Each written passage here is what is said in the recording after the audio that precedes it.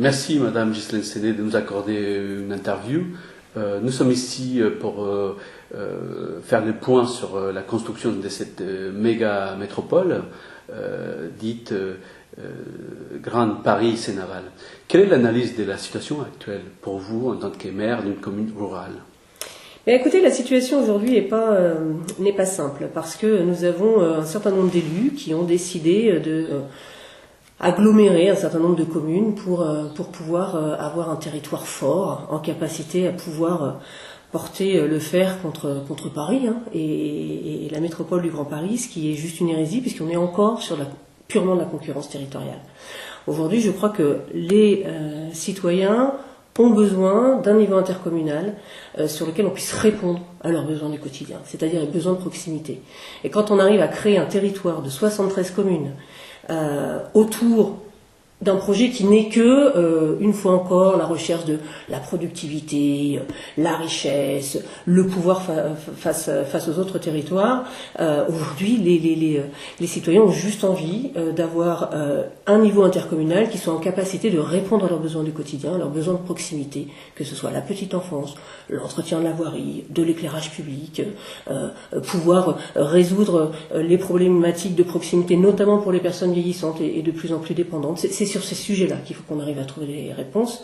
Or, aujourd'hui, l'énorme agglomérat que nous sommes en train de faire se targue de pouvoir régler des questions de développement économique, de transport, qui sont effectivement des sujets sur lesquels nous devons travailler, mais nous devons travailler sur l'échelle de la proximité. Aujourd'hui, on constate qu'il y a eu 36, voire un petit peu plus, de communes rurales notamment, qui ont dit non à cette construction métropolitaine. À votre avis, est-ce que c'est une géographie claire? Les ruraux sont contre l'intercommunalité? Alors, moi je crois que non, on n'est pas, et on a toujours tendance d'ailleurs à nous cantonner en disant oui, mais c'est les maires ruraux qui essayent de garder leur petit pouvoir et qui sont très inquiets. Non, on n'est pas plus conservateur finalement que les maires des grandes communes. Ce que nous sommes par contre très très conscients, c'est qu'aujourd'hui on a réellement des problématiques avec les dotations en baisse de la part de l'État. On a aujourd'hui besoin de trouver des solutions concrètes. Et la bureaucratie qui est en train de se former au-dessus de nous. Je vous rappelle que nous avons d'ores et déjà un pôle métropolitain qui s'est créé pour essayer de créer une dynamique, et on voit bien au résultat du vote des communes, les élus municipaux n'ont absolument pas été associés, et on ne construit pas un territoire sans ni ses habitants, ni ses élus locaux, et ça c'est un vrai échec du pôle métropolitain. Je pense qu'on ne le dit pas suffisamment, mais il y a un vrai échec, puisque ça fait maintenant depuis 8 mois que la concertation se fait qu'entre maires, une bonne fois pour toutes, mais en tout cas pas du tout à l'échelon du citoyen. Et donc, quand 36 communes votent contre, et ça veut dire que simplement 37 ont soit voté pour, soit ont un avis réputé favorable, c'est-à-dire qu'ils n'ont pas pris part à la décision, j'ose espérer que les grands élus et même le préfet aujourd'hui s'interrogent sur comment nous allons collectivement trouver une issue. Parce qu'on ne peut pas décréter une communauté urbaine ou même une communauté d'agglomération. Le débat existe encore aujourd'hui sur la forme que va prendre cette intercommunalité, mais on ne pourra pas le faire sans un projet partagé par tous les conseils municipaux. Est-ce que vous pensez qu'aujourd'hui on est en train de déposséder la légitimité démocratique par cette construction moi j'en suis réellement convaincu, et la preuve en est là, c'est-à-dire que lorsque on fait une loi où on donne à un moment donné une majorité, on fixe une majorité qualifiée, et qu'on voit bien que lorsque nous sommes sur un territoire mixte,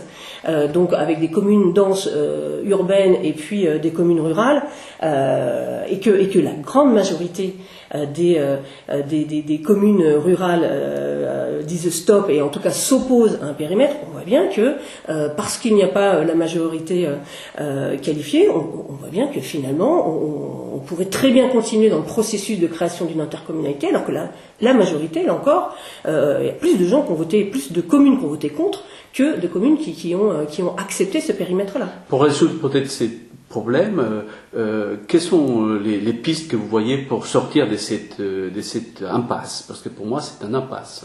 Moi, je continue. Je pense qu'on est aujourd'hui dans une impasse, et je continue à dire que la loi MAPTAM proposer la possibilité de faire une dérogation. C'est vrai que nous sommes dans l'unité urbaine de Paris. C'est vrai qu'un seuil de 200 000, en tout cas lorsqu'on est en zone dense, sont des seuils qui sont suffisamment atteignables. Nous, on a quand même, à partir d'ailleurs de Vaux-sur-Seine, de Seine et Vexin, on voit que, eh bien, on est plus dans le périurbain et dans le rural. Et donc, du coup, la densité est bien moindre, et nous avons vraiment la possibilité de pouvoir faire 2 intercommunalités, avec une intercommunalité en zone dense, Poissy-Conflans et les 2 rives, et ensuite une intercommunalité entre Seine et Vexin, la Camille, plus les 2 autres, Seine-Maudre et puis Coteaux du Vexin, ce qui ferait quand même un passage de 6 à 2 intercommunalités. Je pense que ce serait déjà un premier pas réel, et sur lequel on pourrait vraiment construire un projet commun, chapeauté. Alors aujourd'hui nous avons déjà un pôle métropolitain, mais en tout cas si le pôle métropolitain avait l'objectif de faire le SCOT, le schéma de cohésion territoriale, je pense qu'on serait vraiment dans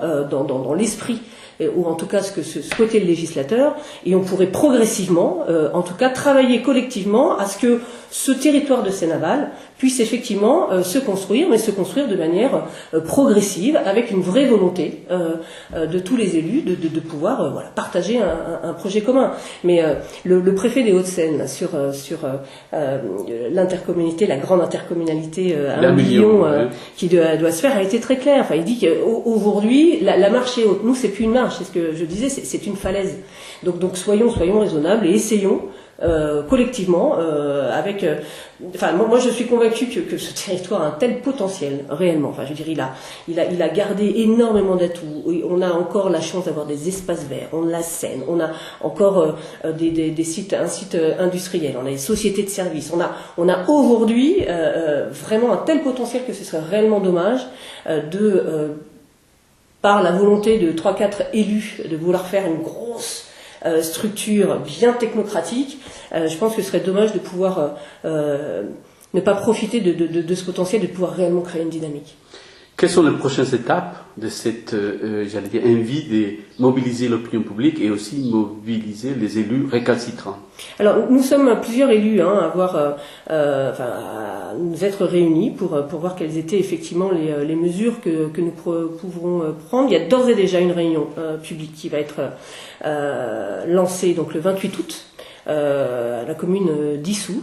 Donc nous passerons les informations, et là nous sollicitons tant les élus municipaux qui ont voté contre que la population a commencé à se mobiliser. Beaucoup d'élus qui disent aujourd'hui résignés, ah non mais de toute façon je suis contre l'intercommunalité, mais nous n'avons pas le choix. Il faut prendre le train. Voilà. Je pense que aujourd'hui on a toujours le choix. Qui va dérailler, mais on a toujours le choix.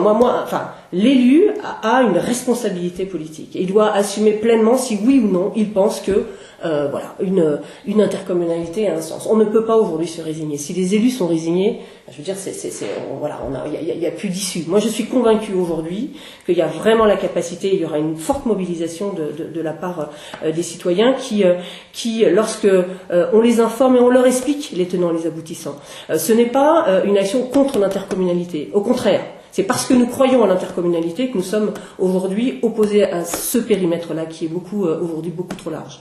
Donc une réunion publique qui sera organisée, et puis nous allons préparer un certain nombre d'actions sur le terrain pour pouvoir mobiliser les surprises vous attendent alors. Quelques surprises vous attendent, oui, absolument. Écoutez, merci de cette mise au point. Je pense que ce sera nécessaire de revenir vers vous à la fin août.